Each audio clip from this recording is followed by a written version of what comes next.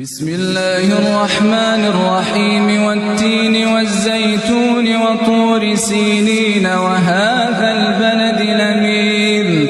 لقد خلقنا الإنسان في أحسن تقويم ثم رددناه أسفل سافلين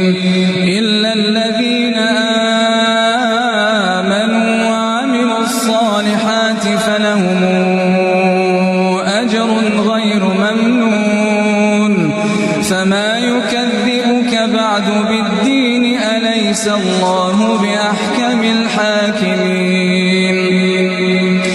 بسم الله الرحمن الرحيم اقرأ باسم ربك الذي خلق الإنسان من علق اقرأ وربك